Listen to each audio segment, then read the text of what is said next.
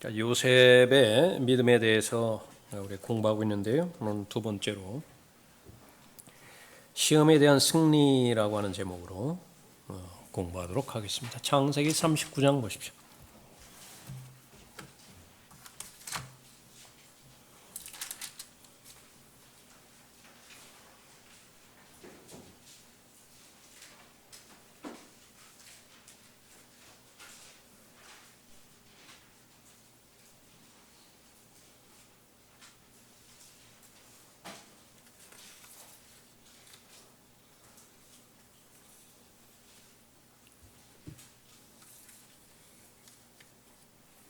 (1절에) 요셉이 이집트로 끌려왔는데 파라오의 관원인 경호대장 이집트인 포디발이 그를 그곳으로 데려간 이스모엘인의 손에서 그를 샀더라. 주께서 요셉과 함께 하셨으며 그가 형통한 사람으로 그의 주인 이집트인의 집에 있었으니 그의 주인은 주께서 요셉과 함께 하심을 보았고 또 주께서 그가 하는 모든 일을 그의 손 안에서 번성케 하신 것을 보았더라. 요셉이 그의 목전에서 은혜를 얻어 그를 섬기니 그가 요셉을 그의 집을 관리하는 관리인으로 세워 그가 소유한 모든 것을 그의 손에 맡기니라. 그가 요셉을 자기 집과 그가 소유한 모든 것을 관리하는 관리인으로 세운 때부터 주께서 요셉으로 인하여 그 이집트인의 집에 복 주시니 주의 복이 그의 집과 들에 있는 모든 소유 위에 임하더라. 그는 자기가 소유한 모든 것을 요셉의 손에 맡기고 그가 먹는 음식 외에는 그가 가진 것이 무엇이든지 알지 못했더라. 요셉은 용모가 수려하고 잘생겼더라.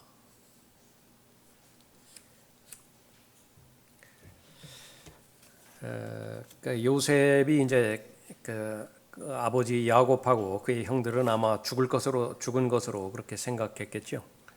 그러나 그 사람의 생사화복은 하나님 손에 달려 있습니다. 어디를 가든지 하나님 안에서 그 관계만 명확하다라고 한다면 하나님께서는 우리가 늘 알고 있듯이 최상의 삶으로 인도해 주시는데, 문제는 그 최상의 삶의 기준이 바로 나의 기준이냐 하나님의 기준이냐라고 하는 부분입니다. 많은 경우에는 하나님의 기준과 나의 기준이 일치될 때가 꽤 많죠. 그러니까 오늘 본문과 같은 부분입니다.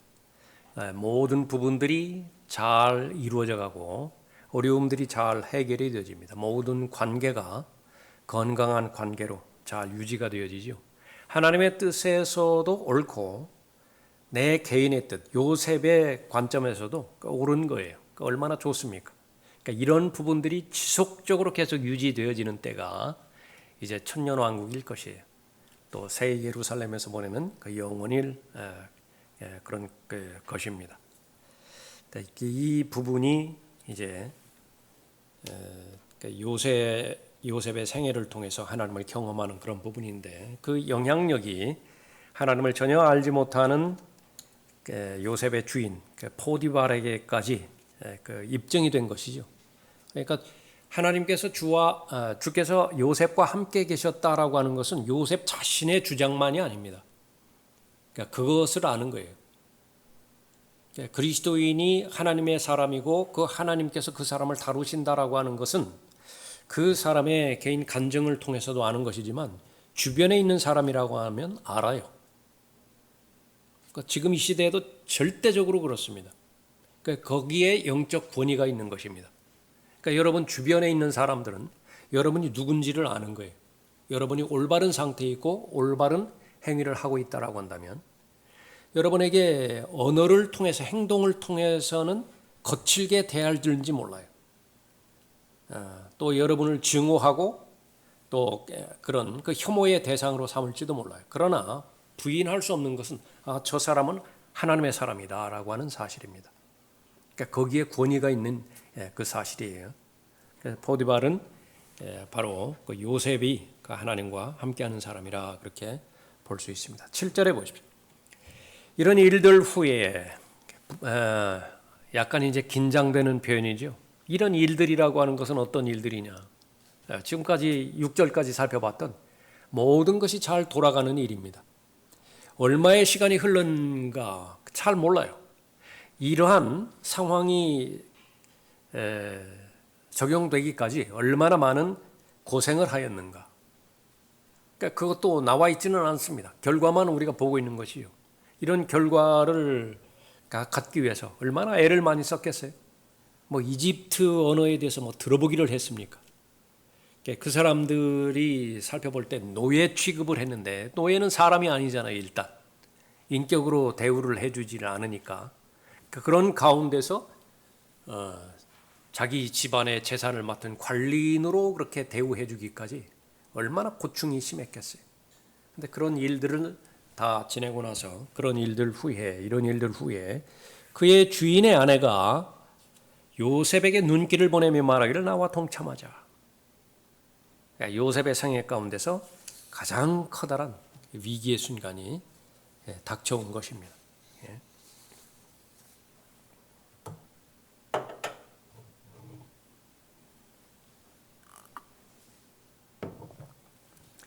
독일의 본 회퍼라고 하는 목사가 있는데 이 히틀러의 그 독재에 대항하다가 39살에 죽은 목사입니다. 그 사람이 책을 하나 썼는데 유혹이라고 하는 소책자를 썼어요.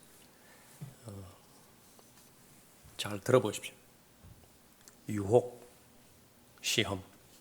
특별히 요셉과 관련돼서 이 그 육신에 대한 욕정에 대한 유혹 그 부분과 관련된 그 부분으로 초점을 맞춰서 들어보십시오. 우리에게는 잠자고 있는 듯하지만 갑작스럽고 맹렬하게 욕망을 향해 달려가는 성향이 있다. 저항할 수 없는 힘으로 욕망은 육신을 사로잡아 정복한다. 갑작스럽게 비밀스러운 불꽃이 연기를 피우며 끓어오른다. 육신은 타오르며 불꽃 가운데 휩싸인다. 이것이 성적인 욕망이든 야망이든 허영심이든 복수심이든 명성과 권력에 대한 사랑이든 돈에 대한 욕심이든 혹은 세상이나 자연의 아름다움에 대한 야릇한 갈망이든 상관이 없다. 하나님 안에서의 기쁨이 우리 안에서 사라져가는 대신 우리는 피조물 안에서 우리의 모든 기쁨을 찾는다. 이러한 이해는 하나님이 우리 안에 거의 계시지 않은 것이나 마찬가지다. 하나님은 모든 실제성을 잃어버리게 되고 피조물에 대한 갈망만이 실제하게 된다.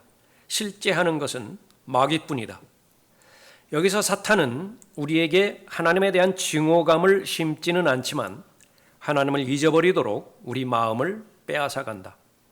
이렇게 일어난 욕망은 가장 깊은 암흑으로 인간의 마음과 인간의 의지를 덮어버린다. 명확한 판단력과 결단력의 힘은 우리에게서 상실되어 버린다. 내 안에 있는 모든 것이 하나님의 말씀에 대항하여 일어나는 것은 바로 이때이다. 아주 실제적으로 구체적으로 명확하게 잘 기술된 진술입니다. 유혹이란 무엇이냐? 이성으로는 안 돼요. 이게 논리로도 되지도 않는 부분입니다. 그러니까 이성이나 논리로 되는 부분이라고 한다면 마귀가 그 개입해서도 승산이 없는 것이죠. 그래서 범죄하기 전에 아담과 이브가 넘어갔던 이 시험을 우리가 잘 살펴봐야 되는 것입니다. 이런 일을 기점으로 해서 요셉을 기점으로 해서 이 예수님을 포함해서 이 시험과 유혹에 노출되지 않은 사람은 없죠. 그 가운데서 예수님 한 분만이 단 한 번의 시험과 유혹에 대해서도 실패하지 않으신 분이십니다. 그러나 그 예수님을 가장 잘 나타낸 인물이 바로 요셉인 것이죠. 오늘 본문에 대해서도 이렇게 거의 불가능한 저항, 불가능한 시험과 유혹에 대해서 승리한 유일한 경우라 그렇게 볼 수도 있을 것입니다. 우리의 본이 되어지는 것인데 이러한 본을 계기로 해서 우리에게 주시는 교리적 교훈이 있습니다. 그것은 사랑에 관련된 부분이에요. 사랑이 두 가지의 경향이 있는 것인데 하나는 하나님 사랑이고요. 하나님을 향한 사랑이고 하나는 세상을 향한 사랑입니다. 세상을 향한 사랑은 세상 신에 대한 사랑이에요. 예.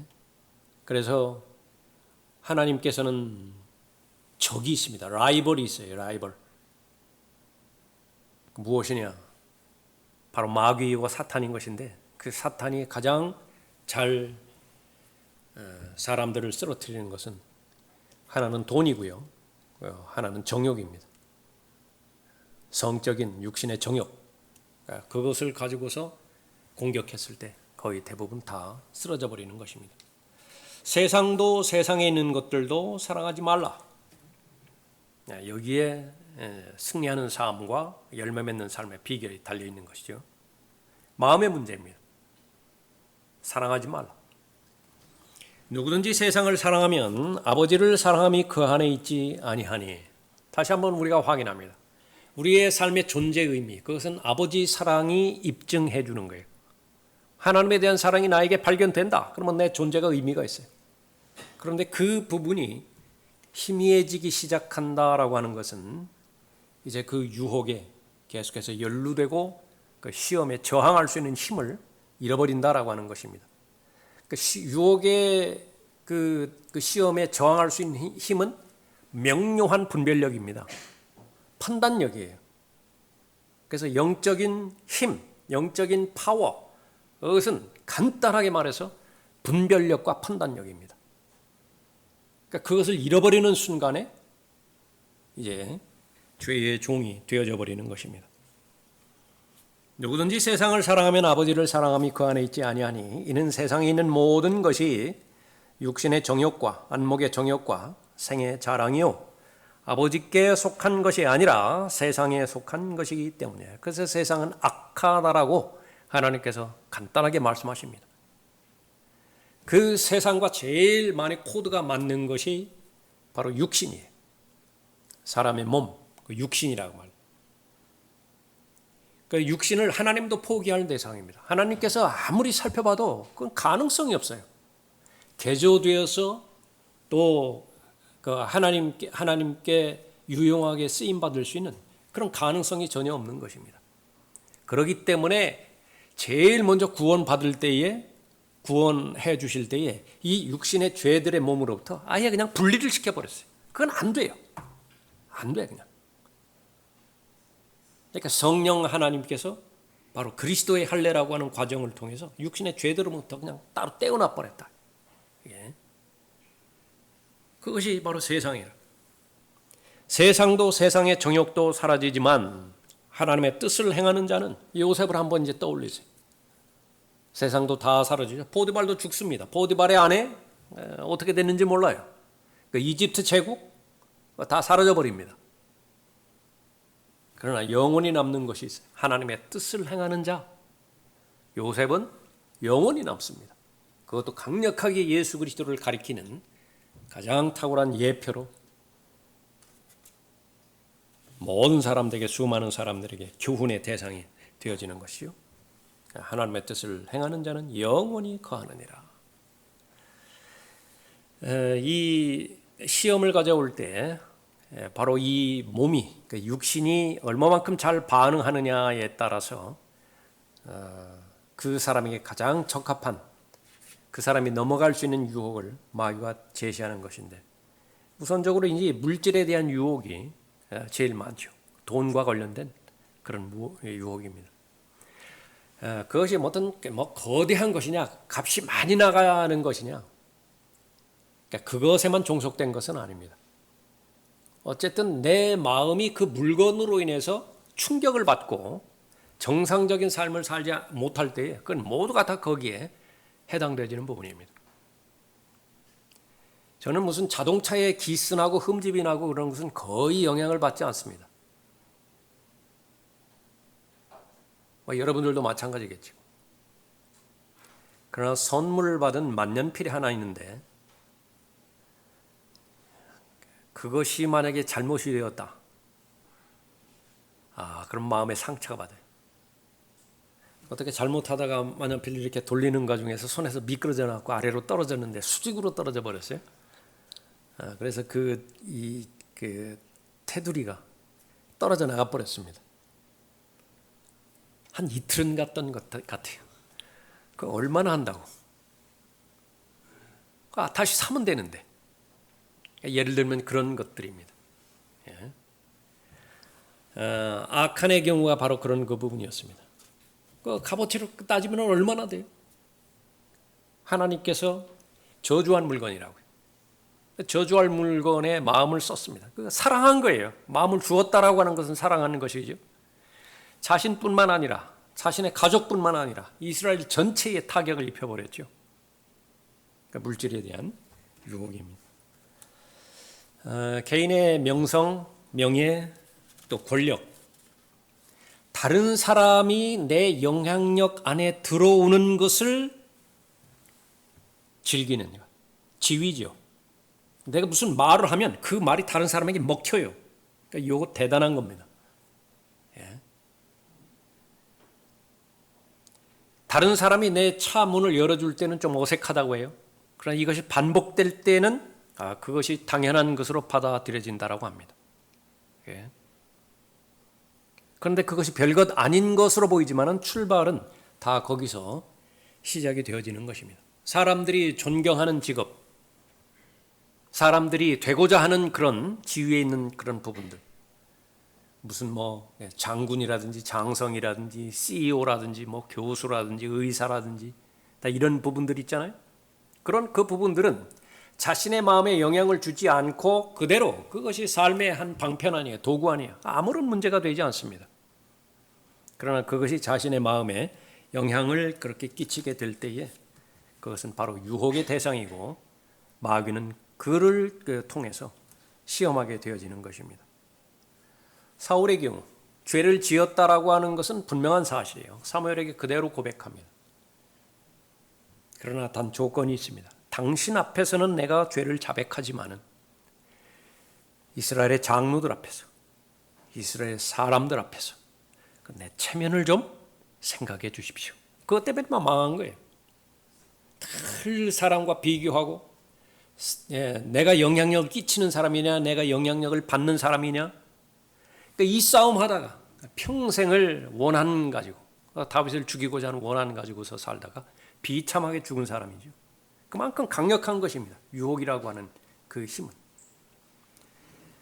또 삼손의 경우를 통해서 보는 것처럼 다른 사람의 육체를 내가 가지려고 해요.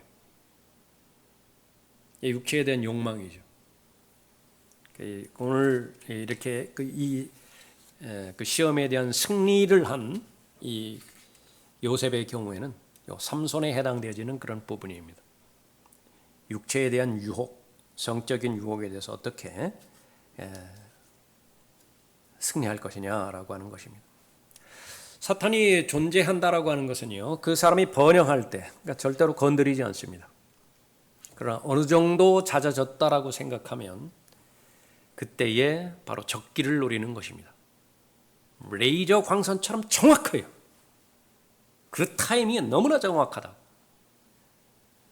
욥이 한창 하나님께서 재산을 복주시고 자녀들에게 복주시고 모든 주변에 영향력을 끼치고 상승세를 탈 때에는 건드리지 않습니다. 그처럼 어리석지 않아요. 그러나 그것이 산 정상에 이미 올라서 더 이상 올라가지를 않아요. 그 상태가 계속 유지가 되어집니다. 그것이 아주 정확한 타이밍이에요. 공격을 하는 것입니다. 요셉의 경우에도 바로 그런 그 부분입니다. 7절 다시 보십시오. 이런 일들 후에 그의 주인의 아내가 요셉에게 눈길을 보내며 그래서 이런 일들 후에라고 하는 것은 이 행간을 읽을 수 있어야 되는데 성경을 읽을 때 여기에서는 욥기 1장 2장을 읽을 수 있어야 됩니다. 하루는 사탄이 나타나는 거예요. 하나님의 아들들 타락한 천사들 대동해서 나타나는 것입니다. 하나님께서 말씀하시죠. 저런 사람 봤느냐고. 요셉과 같은 사람 봤느냐고. 그런 처절한 환경과 열악한 환경 가운데서도 하나님께서 꿈으로 보여주신 두 가지 꿈의 내용이 있었죠. 그 사실을 잊어버리지 않고 자신의 믿음으로 확신하고 그러고서 계속 하나님과 동행한 저런 사람 보았느냐고. 그랬을 때에 이제 허용이 되어지는 것입니다. 욥의 경우에는 이런 그 성적인 공격은 없었죠. 그러나 욥의 경우에는, 그러나 요셉의 경우에는 이 부분을 공격을 했습니다. 왜 그렇죠? 요셉처럼 혈기왕성한 시대의 청년이 없기 때문에 그렇습니다. 피 끓는 청춘이에요. 거의 저항할 수 없는 그런 그 유혹과 시험이 성적인 유혹입니다. 이것을 한번 넣어주면 걸려든다. 그러나 욥의 경우는 다릅니다. 욥의 경우는 가정도 있고 자녀도 있고 아내도 있고, 무엇이 가장 약한 부분이냐, 그 약한 부분을 잘 알고 가장 정확하게 공격한 것이죠. 이 유혹에 대해서 요셉은 대처를 하는데 강조를 해야 됩니다. 거리낌 없이 저항을 하고요, 즉각적으로 저항을 하고 하나님을 절대적으로 믿으면서 저항하는 것입니다. 이게 승리의 비결이에요. 이 중에서 하나라도 배제가 되면 안 돼요. 즉각적으로 결정을 해야 되고 판단해야 되고, 그러니까 판단력이죠. 분별력이죠. 이것이 하나님으로부터 왔느냐 마귀로부터 왔느냐, 이것이 정상적이냐 비정상적이냐, 그것은 순간에 할 수 있는 것인데 바로 기꺼이 판단하는 것, 그것은 육신도 아주 가장 절박하게 호소를 하는 것입니다. 그런 것 하나 정도는 받아주라고. 이렇게. 그러나 그 가운데서 철저하게 반대를 하는 것입니다. 저항을 하는 것이죠. 8절 보십시오. 요셉이 거절하며, 그냥 한마디로 딱 나오죠. 요셉이 거절하며, 뭐 생각할 것도 없어요. 요셉이 거절하며 자기 주인의 아내에게 말하기를, 보소서, 나의 주인이 집안에서 내가 하는 이 일은 아는 채를 아니하고 그가 소유한 모든 것을 그가 내 손에 맡겼으니 이 집에 나보다 더 큰 사람은 없으며 당신 말고는 나에게 아무것도 금한 것이 없으니 이는 당신이 그의 아내임이라. 그런데 내가 어찌 이 큰 악을 행하여 하나님께 죄를 지으리까 하더라. 요셉을 나와 다른 사람으로 생각한다. 그러면 이제 실패의 첫걸음입니다. 엘리야는 영적 거장이기 때문에 그런 하나님께 영광이 돌리는 일을 했다. 그러면 실패예요. 성경은 그것을 강조하는 것입니다. 절대로 다른 사람으로 생각하지 말라. 다른 차원에서 살아가는 사람으로 여기지 말라. 성경에 나오는 인물들을. 아브라함은 믿음의 조상이 됐어요. 결과입니다. 그러나 과정할 때 너하고 똑같은 사람이라. 너도 그렇게 할 수 있다. 내가 지금 아무리 잘 나간다 하더라도 너도 아브라함처럼 하나님을 불신할 수 있다. 그러니까 그것을 보여주는 것이죠. 제일 먼저 인식해야 되는 것은 요셉은 특별한 사람이 아니다라고 하는 그 사람이에요. 나와 똑같은 그런 그 사람이다라고 하는 그 부분입니다. 절대적으로 하나님께서 보호막이 되셔서 어떠한 유혹과 또 시험이 온다 하더라도 그 유혹에 걸려들지 않게 하나님께서 보호해 주신다. 그것은 아니라라고 하는 것입니다. 그러니까 인격으로 우리는 자원하는 마음으로 하나님을 사랑하고 의지하는 마음으로 하나님 앞에 순종해야 되는 거죠. 요셉이 왜 이렇게 유혹을 거절할 수 있었던 것인가? 근거가 두 가지가 있지요. 그것은 관계에서 찾을 수 있습니다. 관계가 중요해요. 하나는 자기 주인과의 관계지요. 주인에 대한 충성심입니다. 잊지 않는 거예요.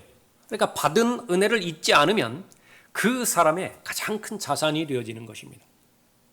자기는 거의 죽은 사람이었잖아요. 죽은 자를 살린 그런 대상으로 주인의 그 역할이 있었던 것입니다. 그것만 해도 감사한 것인데 맡기지 못한 것이 없다. 다 맡겨주었어요. 그러니까 자신은 어떻게 반응을 해야 되는 것이냐. 그건 뭐 얼마나 당연한 거예요. 그러나 그 주인보다 더 큰 바로 주인이 있었죠. 바로 하나님이었습니다. 그 죄를 저지르는 것은 내 주인에게 죄를 저지르는 것뿐만 아니라 포디발에게 죄를 저지르는 것뿐만 아니라 하나님께 죄를 짓는 것인데 그것은 큰 죄라 그렇게 인정을 하는 것입니다. 하나님 앞에 큰 죄를 짓는 것이라. 내가 어찌 이 큰 악을 행하여 하나님께 죄를 지으리까? 그러니까 많이 실패하는 것은 무엇이냐 그러면 바로 인식하지 못하는 것을 말하는 것인데, 하나님께서 항상 요셉과 함께 하셨다고 말씀하셨죠. 그래서 히브리서 11장 6절에 보면 믿음의 제일 첫 번째 조건은 하나님이 존재하시느냐 믿는 거예요. 이 유혹에 대해서 저항하는 힘을 스스로 포기해버리고 스스로 두 손 들어버리는 거예요. 그리고 나서 저항에 굴복할 때에는 현실적으로 무신론자가 되는 것입니다. 하나님은 없어요.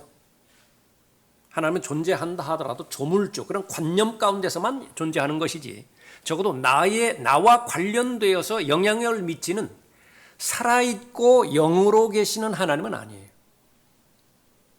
그 인식만 내가 숙고할 수 있다라고 한다면, 지속적으로 생각할 수 있다면 많은 부분에서 자유로워집니다. 그러니까 요셉은 바로 그런 그 부분이었습니다. 유혹은 한 번 실패했다고 해서 절대로 포기하지 않습니다. 10절 보십시오. 그녀가 날마다 요셉에게 말하여도, 행간을 읽어야 된다고 그랬죠. 그녀 뒤에 배후 세력을 읽을 수 있어야 됩니다. 그녀는 도구일 뿐이에요.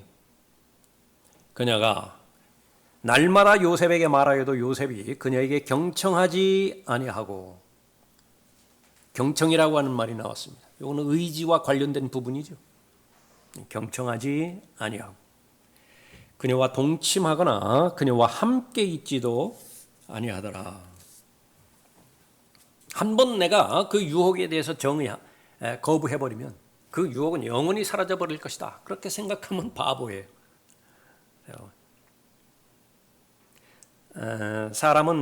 사람에게 실제적인 현실적인 문제가 권위인데요. 권위입니다. 권위. 사탄에게도 권위가 있고 하나님에게도 권위가 있어요. 사탄의 휘화 세력에게 사탄은 권위를 줍니다. 그 가운데 하나가 왕이에요. 세상을 통치하는 왕에게는 권위가 있다고요. 하나님 역시 마찬가지죠.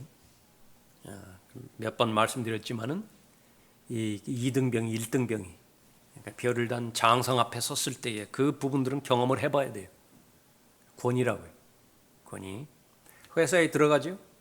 그러면 신입사원과 또 CEO와 그 사이에 그 권위가 작용을 하는 거예요. 그러면 제일 해당되어지는 것이, 그리스도인으로서 정상적인 삶을 살아야 되는 것이 무엇이냐면 권위에 대해서 올바로 반응할 수 있어야 됩니다.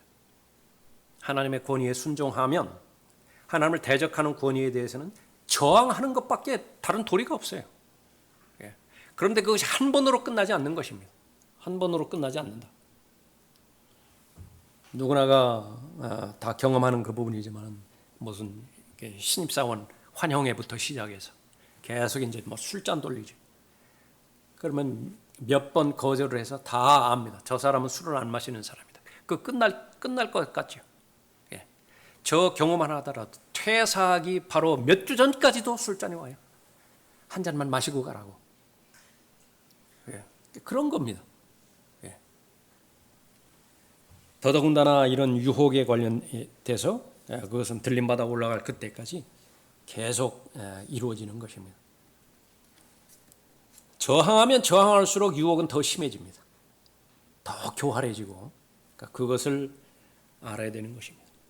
하나님에 대해서 마음을 다하여 사랑하는 것만큼이나 그 하나님에 대한 사랑을 찢어버리고 파괴시켜버리고 그 하나님에 대한 반응을 아예 죽여버리기 위해서 얼마만큼 집요하게 이 시험과 유혹이 계속해서 추적하는 것인지 그것을 알 수 있어야 되는 것입니다.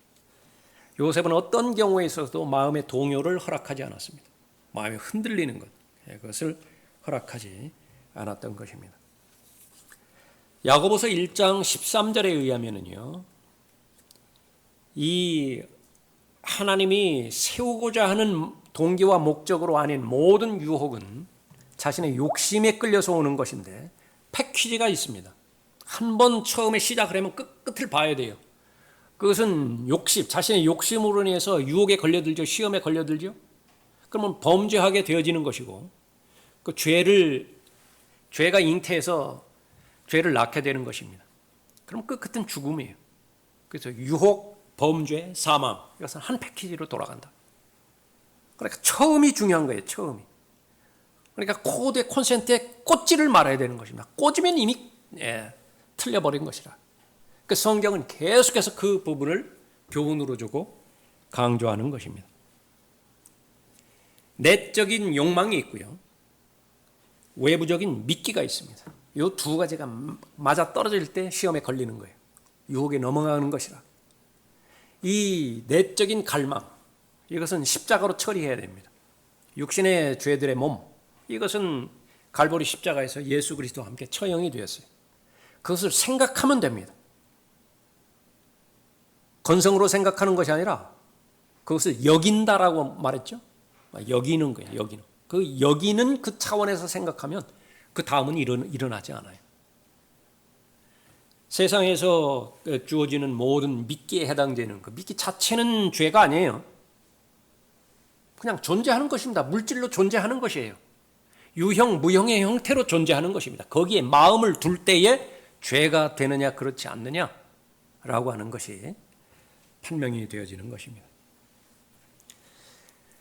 이 유혹에 대해서, 시험에 대해서, 특히 이 관능적인 육체를 동원하는 그 시험에 대해서는 성공하는, 승리하는 그 방법은 단 하나만 존재하는 것입니다. 그건 도망하는 거예요. 그 외에는 방법이 없습니다. 방법이 없어요. 11절 보십시오. 그럴 즈음에 요셉이 자기 일을 버리고 그 집에 들어갔더니 그 집 안에는 사람들이 아무도 없더라. 왜 없었을까요? 모르는 일이에요.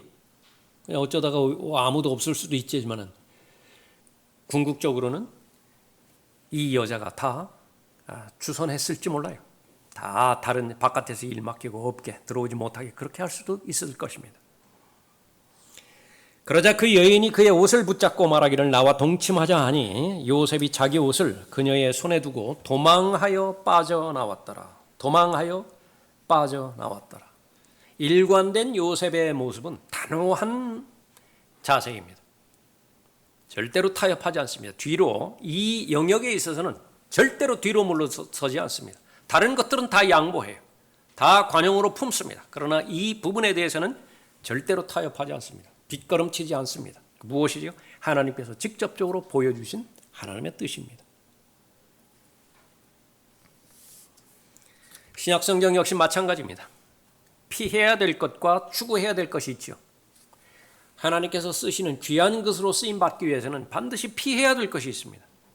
그 피해야 될 것을 맞서서 대면해서 싸우는 것, 그건 바보라고요. 어리석은 짓이라고요.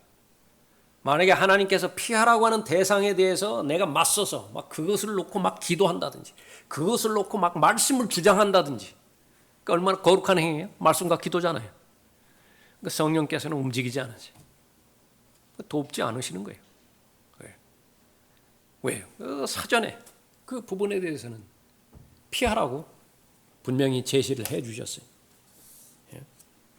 그래서 제일 마귀가 던져주는 그 생각은 그때에 논리적으로 생각하게 하라는 것입니다. 분석하게 만드는 거예요. 그때의 그 유격적인 생각들을 잠시 동안만 손에 쥐었다가 놓으라는 거예요. 그걸 거절하기는 거절해요. 그런데 잠시 동안만 가지고 놀다가 그렇게 하라. 삼손은 틀림없이 그랬을 거예요. 어릴 때부터 그 좋은 부모의 그 좋은 환경 가운데서 자란 삼손 아니에요? 왜 몰랐겠어요? 잠시만 즐기자. 잠시만 즐기자. 그러나 성경은 도망하라. 자, 그렇게 되었을 때에 끝난 것이 아니에요. 이제 다른 형태로 유혹이, 시험이 다가오는 것입니다. 망신당한 여인은 지옥보다 더 무섭다. 창세기 주석서에서 나오는 부분입니다. 어떤 여인이 더 무섭다고요? 망신당한 여인이에요. 그 욕정이요, 그 집착이 하나도 남김없이 죽여야 되겠다라고 하는 분노로 다 바뀌어져 버리는 것입니다. 그 또 다른 형태예요. 13절 보십시오. 그녀가 요셉이 자기 옷을 그녀의 손에 두고 도망쳐 나가는 것을 보고서, 이제는 끝을 봤어요. 이제는 더 이상 이런 형태는 안 돼요. 자기 집의 사람들을 불러 그들에게 이야기하였으니 말하기를, 보라, 주인이 히브리인을 우리에게 데려와서 우리를 희롱하게 하는도다. 그가 나와 동침하려고 내게 들어오기에 내가 크게 소리 질렀더니 그는 내가 목청을 높여 소리지는 것을 듣고 그의 옷을 내게 두고 도망쳐 나갔느니라 하고. 오늘날도 마찬가지죠.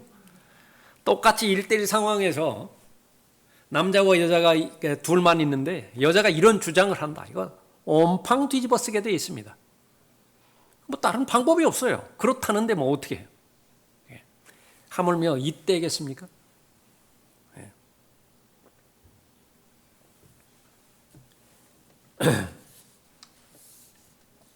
요셉을 이제는 그 분노의 대상으로 삼아서 거짓 고소, 날조된 고소로 고소하게 되는 것이죠.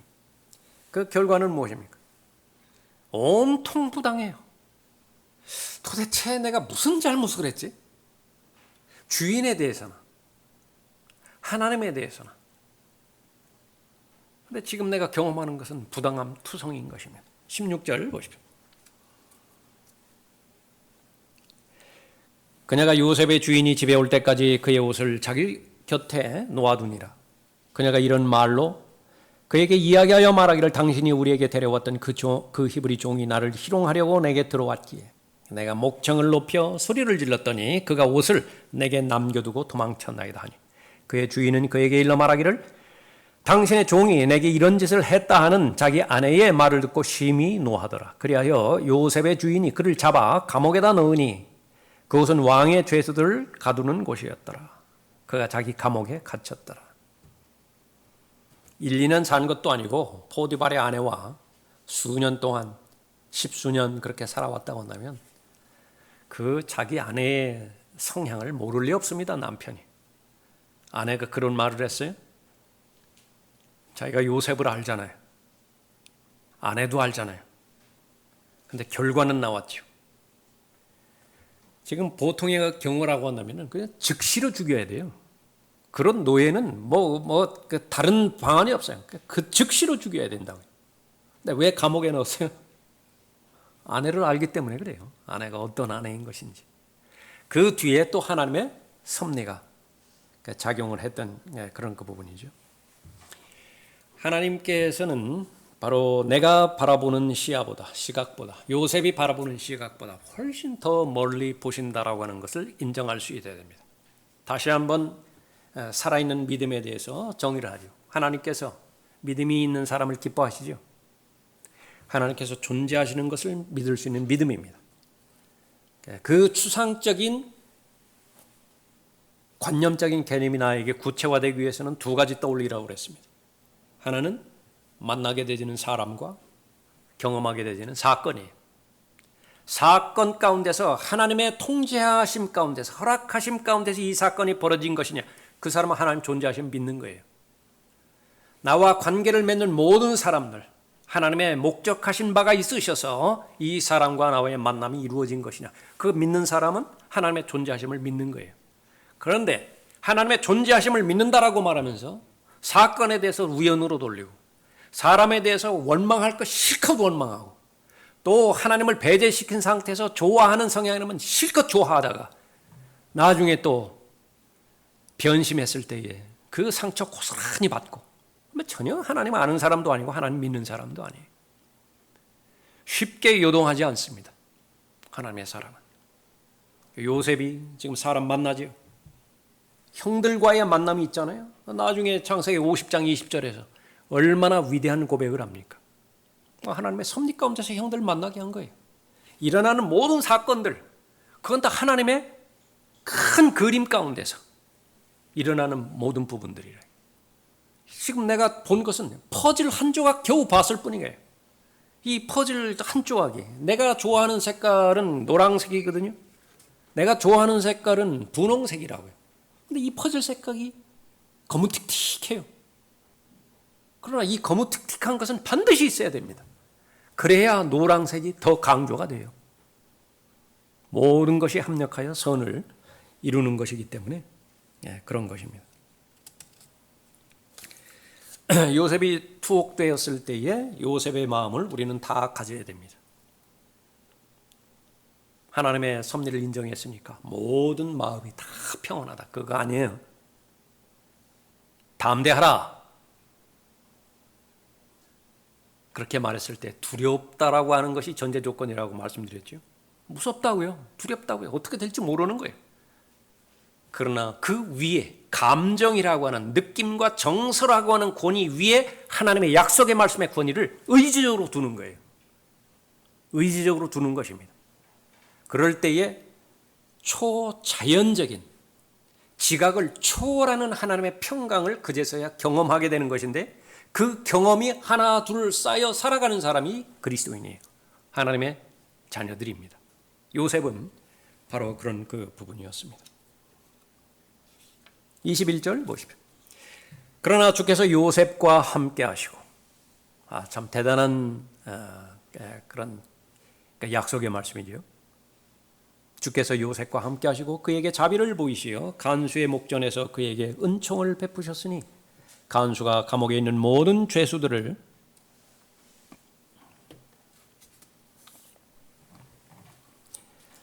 요셉의 손에 맡겼으므로 그들이 거기서 행한 모든 일을 그가 맡아 처리하였더라. 간수는 그의 손에 있는 것은 어떤 것이라도 돌아보지 않았으니 이는 주께서 그와 함께 하셨고 그가 행한 것을 주께서 형통하게 하셨기 때문이라. 이보다 더 쓴뿌리를 가질 수 있는 상황이 누가 있겠어요? 쓴뿌리를 갖는다면 이 상황 말고 어느 상황에서 쓴뿌리를 가세요? 하나님을 원망하고 하나님을 불평한다라고 한다면 이 상황 말고 다른 어떤 상황이 있어요? 이스라엘이 10번이 넘는 하나님에 대해서 원망하고 불평했던 현실적인 상황을 비교해 보면 그러니까 요셉은 이거 특이한 경우 아니에요? 그러나 쓴뿌리를 갖기로 선택하지 않았습니다. 그렇게 결정하지 않았어요. 그 결과 감옥에서조차 형통하였다. 감옥에서조차 하나님께서 함께 하셨다 말씀하고 있는 것입니다. 유혹에 노출되지 않는 사람은 아무도 없습니다. 이것은 들림마다 올라갈 끝때까지 계속되는 것이에요. 이 유혹에 대한 가르침과 교훈과 또 설교, 이것은 강하면 강할수록 좋습니다. 문제는 그 사실을 받아들이는 내 마음이에요. 나에게는 정말 이 승리에 대한 확신에 해당되지는 하나님의 약속의 말씀, 그러한 본보기들, 그러한 구체적인 예들, 그것들이 나에게 절실하게 필요한 것인가? 그렇게 된다라고 한다면 우리는 요셉을 통해서 우리에게 주시고자 하는 하나님의 목적은 승리하는 삶입니다. 유혹에 대해서, 시험에 대해서 승리하는 삶을 살게 되어지는 것입니다. 환경에 대한 해석을 정확하게 내릴 거예요. 환경은 중립입니다. 그건 선도 아니고 악도 아니에요. 사건, 그건 중립이에요. 거기에 약해지지만 않으면 되는 것입니다. 거기에 쓸데없이 과도하게 선을 넘어서 마음을 주어버리면 그 다음에 이제 환경이 권위로 작용을 하게 되는 거예요. 수많은 거짓말이 있습니다. 중상모략도 있고요. 내가 하나님 앞에서 정직한 관계를 우선 설정을 해요. 그것보다 더 중요한 것은 없습니다. 그래서 하나님과 나와의 관계가 투명하죠. 선명하죠. 이 부분을 지지하는 모든 것들은 하나님의 위로예요. 이 부분을 방해하는 모든 것들은 다 온통 거짓말이에요. 그건 마귀로부터 나온 것입니다. 그것을 명확하게 잘 알 수 있어야 되는 것입니다. 포디발의 아내가 말하는 것, 모든 것들은 다 거짓말이에요. 그것을 하나님 앞에서 잘 반응할 수 있어야 되는 것이죠. 강조해야 되는 것은, 특별히 자신에 대해서 애써야 되는 것은 감정에 대해서 약해져서는 안 됩니다. 네, 감정에 대해서. 감정은 끊임없이 호소합니다. 지금까지 내가 계속해서 굶었으니까 먹을 걸 달라고. 계속해서 마시지 못했으니까 한 모금이라도 좀 마시게 해달라고. 그러니까 그 부분에 대해서는 단호해야 돼요. 단호하게 선언해야 돼요. 너는 죽은 시체야. 그 시체에 대해서 연민의 마음을 보인다든지 약하게 보인다든지 그러면 요셉의 교훈을 받지 못합니다. 요셉의 교훈 하나죠. 도망하여 빠져나오더라. 도망가지 못해요. 거기 한번 발목을 잡히게 되어지면. 그래서 사람이 계속해서 성장한다라고 하는 것은 그 사람의 지성을 통해서 하나님의 뜻을 전달받죠. 그러면 그 지성은 바로 자신의 의지, 하나님을 기꺼이 섬기고자 하는 그런 의지가 계속해서 강화가 되어지는 것입니다. 그걸 성령께서 도우시는 것입니다. 그러면은 그 자신의 뜻이 모든 것을 통제할 수 있습니다. 성령 하나님의 능력이에요. 그것이 그 결과가 나온 것이 성령의 열매인 것입니다. 그 감정의 하소연들 그걸 다 통제할 수 있어요. 다 제어할 수 있는 것입니다.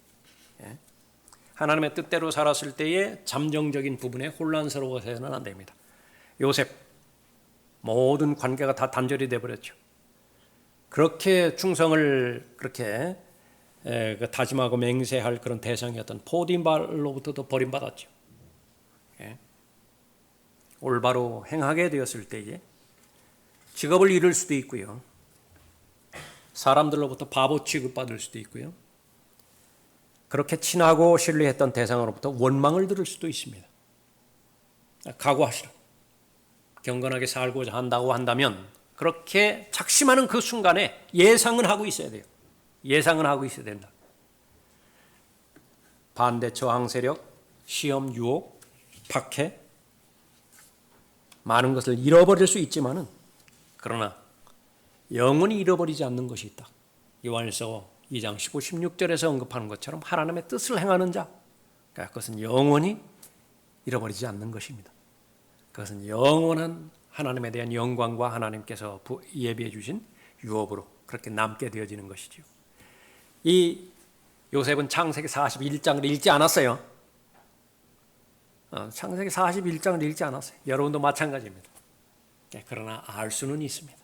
알 수는 있습니다. 약속이 주어졌기 때문에 요셉에게 두 꿈을 주셨듯이 여러분에게 얼마만큼 다양한 이 시험과 유혹에 대한 약속의 말씀을 주셨습니까? 지금처럼 잘 견디고 극복해 오셨던 것처럼 끝까지 잘 완주함으로 인해서 모두가 다 요셉의 본을 따르는 여러분이 되십시오. 오늘 여기까지 하겠습니다.